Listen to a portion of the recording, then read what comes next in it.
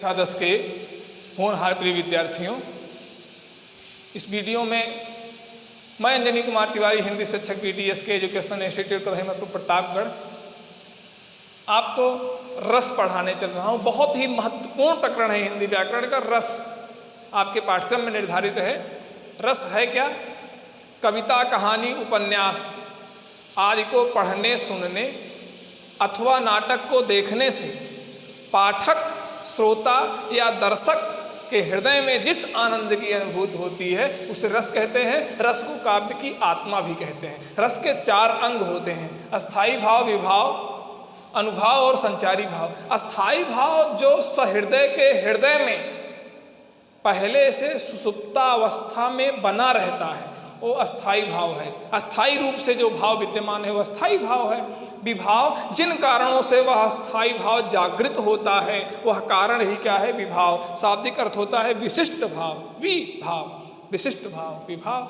फिर अगला है अनुभाव। जब रस उद्दीप्त हो जाता है तो आश्रय, जिसके मन में रस उत्पन्न हुआ है, वो जो अनुभव करता है, जो लक्षण दिखाई देता है, अभिनय जो करने लगता है, वही अनुभाव है। संचारी भाव जो मुख्य रस है उससे हट करके कोई दूसरा भाव बीच बीच में पानी के बुलबुले की भांति उठता है और नष्ट हो जाता है, वो संचारी भाव या व्यभिचारी भाव कहलाता है। बहुत ध्यान समझेंगे। मैं पूरी तरह से स्पष्ट करने का प्रयास कर रहा हूं इस वीडियो में। अस्थाई भाव की संख्या मुख्य रूप से 9 होती है, लेकिन एक वत्सल अस्थाई भाव शामिल कर दिया जाए तब इसकी संख्या 10 हो जाती है, जिससे वात्सल रस बनता है। वत्सल उसका अस्थाई भाव है। रति अस्थाई भाव है श्रृंगार का।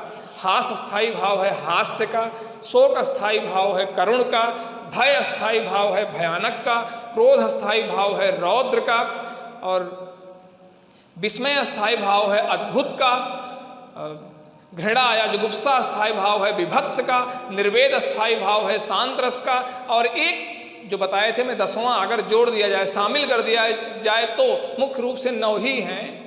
उस वत्सल को ही रत में मान लिया गया है, वत्सल को भी रत में मान लिया गया है, लेकिन बहुत से विद्वान उसको नहीं मानते हैं। कहते हैं संतान का जो प्रेम है वो स्त्री और पुरुष के प्रेम से हटकर होता है, तो उस प्रेम को वत्सल रस मानते हैं, वत्सल अस्थाई भाव मानते हैं, वात्सल रस होता है। विभाव क्या है? विभाव के 2 भेद होते हैं। एक होता है आलंबन और एक होता है उद्दीपन। आलंबन माने आधार, जिस आधार पर रस की उत्पत्ति हो रही है वही आलंब है। आलंब के 2 भेद, आश्रय, विषय। आलंबन के भी 2 भेद होते हैं, आश्रय और विषय। आश्रय मतलब जिसके मन में रस उत्पन्न हो रहा है वो आश्रय है, और जिसके प्रति उत्पन्न हो रहा है वो विषय है। जैसे फुलवारी में राम जी सीता जी की नज़र मिली तो राम के मन में जब श्रृंगार उत्पन्न हुआ सीता जी को देखकर, तो राम क्या हुए? आश्रय, और सीता जी क्या हुई? विषय।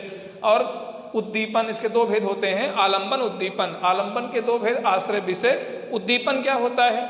जब उद्दीप्त हो, जो उद्दीप्त करता है, जैसे फुलवारी, पुष्प वाटिका का सुंदर वातावरण, हरे हरे पौधे, बढ़िया रंग बिरंगे फूल, वो क्या है? उद्दीपन, उद्दीप्त कर रहे हैं उस श्रृंगार के भाव को। अगला है अनुभाव। जब रस उद्दीप्त हो गया, रति था, रति उसका अस्थाई भाव था। एक उदाहरण समझ लो, रति उसका अस्थाई भाव था। राम जी ने सीता जी को देखा तो सीता जी हो गई विषय, राम जी हो गए आश्रय, दोनों आलंबन हुए। और उद्दीपन क्या हुआ? वो फुलवारी, हरे हरे पौधे, रंग बिरंगे फूल, उससे उद्दीप्त हुआ रस श्रृंगार का। जब श्रृंगार रस हो गया, वह रति जब श्रृंगार में बदल गया तब क्या हो गया? फिर क्या अनुभव किया? सीता जी राम जी को देख रहे हैं और राम जी सीता जी को। तो सखियां जब सीता जी आ रही हैं, देख रही हैं, एकटक भगवान राम की तरफ सीता माता देख रही हैं। लक्ष्मण जी आ रहे हैं तो वो भी देख रहे हैं कि हमारे भैया तो भाभी जी की तरफ एकटक देख रहे हैं। मतलब प्रेम जो है वो जागृत हो गया। रति का मतलब प्रेम, वो श्रृंगार बन गया। तो क्या हुआ? वो एकटक देखना क्या है? अनुभाव है। फिर अगला है संचारी भाव। संचारी भाव, बीच में जो हर्ष आया, चपलता आई, कल्पने से जाने लगे, चंचलता, हर्ष, उद्वेग, वो क्या हुआ? संचारी भाव। वो बीच बीच में आया और फिर नष्ट हो गया। जो श्रृंगार मूल रस था वही विद्यमान रहा। तो एक उदाहरण के माध्यम से मैंने आपको बताया। अब कल मैं जो पहला रस है श्रृंगार रस, जिसको रसराज कहते हैं, जो स्त्री और पुरुष के पवित्र प्रेम का आधार है, उसके विषय में बेहतर ढंग से आपको पढ़ाने का प्रयास करूंगा। बस बहुत बहुत धन्यवाद।